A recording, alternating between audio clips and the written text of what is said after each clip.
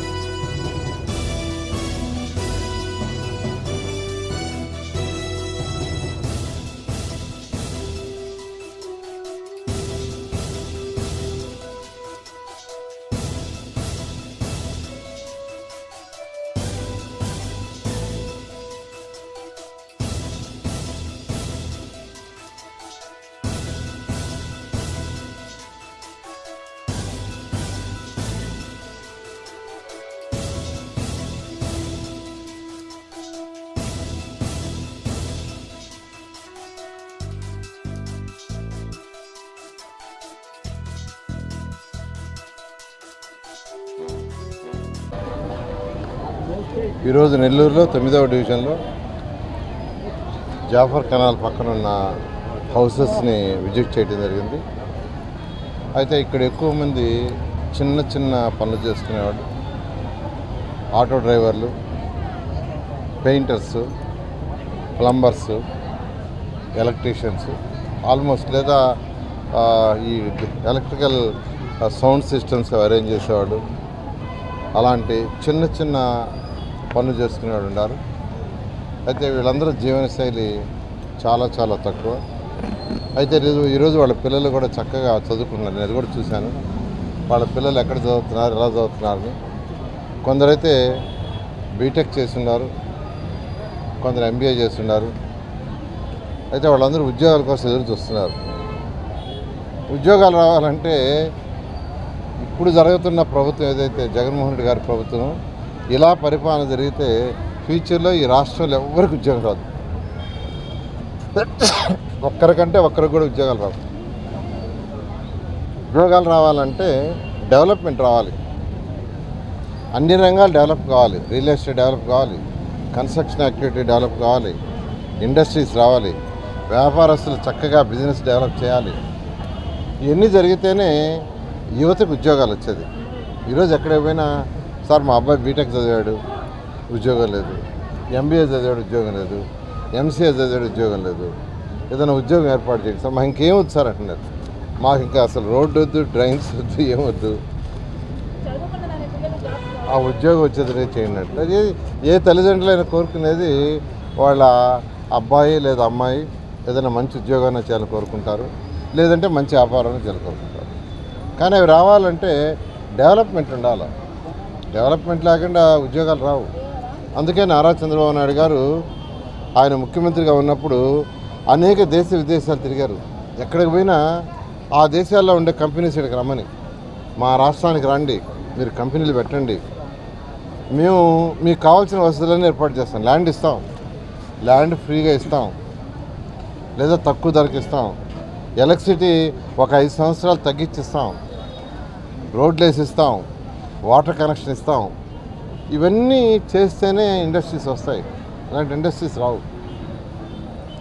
Example నేను చెప్పిన Anantapuram Kia Motors తీసుకురావడానికి నారా చంద్రబాబు నాయుడు గారు ఆ కంపెనీ ఆ కంట్రీకి పోయి వాళ్ళ సీఈఓతో మాట్లాడి డిస్కస్ చేసి వాళ్ళని ఇక్కడ రమ్మని రిక్వెస్ట్ చేసి వాళ్ళు ఇక్కడికి వచ్చిన తర్వాత వాళ్ళందరినీ కూర్చొని డిస్కస్ చేసి మీకు మేమేం చేస్తే మీరు పెడతారని అడిగి వాళ్ళకి కావాల్సిన వసతులన్నీ క్రియేట్ చేస్తే ఈరోజు అనంతపురంలో 10,000 మంది ఉద్యోగాలు చేస్తారు.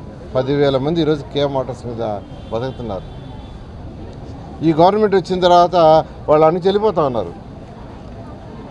వాళ్ళు వెళ్ళిపోవడానికి డిసైడ్ చేసుకున్నారు. ఎక్స్పాన్షన్ కూడా మేము ఇక్కడ చేయకపోయి చెన్నైలో చేసుకుంటాం అన్నారు. అది కరెక్ట్ కాదు. ఎందుకంటే ఇండస్ట్రీస్కి మనం ల్యాండ్ ఫ్రీగా ఇచ్చినా, తక్కువ ధరకు ఇచ్చినా, ఒక 5 సంవత్సరాలు వాళ్ళు స్టెబిలైజ్ కావడానికి ఎలక్ట్రిసిటీ తక్కువకి ఇచ్చినా, వాటర్ కనెక్షన్ రోడ్డు చేసినా, ఇవన్నీ పెట్టుబడి. మనం కొంత చేసినా వాళ్ళు అమ్మే ప్రతి ప్రోడక్ట్, ఇప్పుడు కియా మోటార్స్ తీసుకుంటే కార్లు అమ్ముతారు.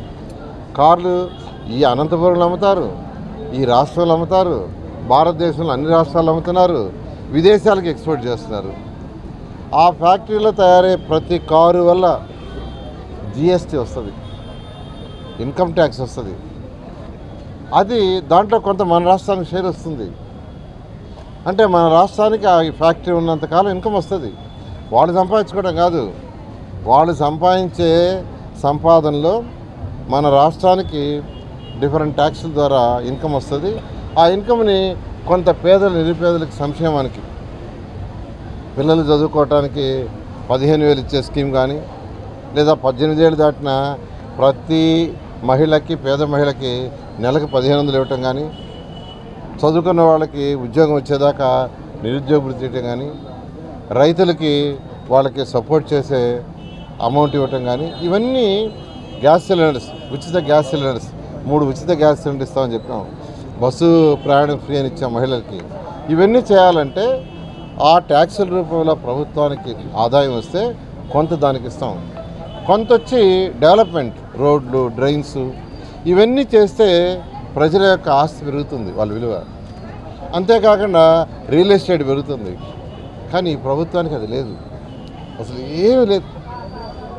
ఎవరిని ఎప్పుడు అరెస్ట్ చేస్తావా, ఎవరిళ్ళు పగలగొడతావా, ఎవరి షాపు లైసెన్స్ క్యాన్సిల్ చేసి మూసేస్తావా, ఈ తప్పితే ఏం లేదు. అసలు ప్రజా పరిపాలన లేదు.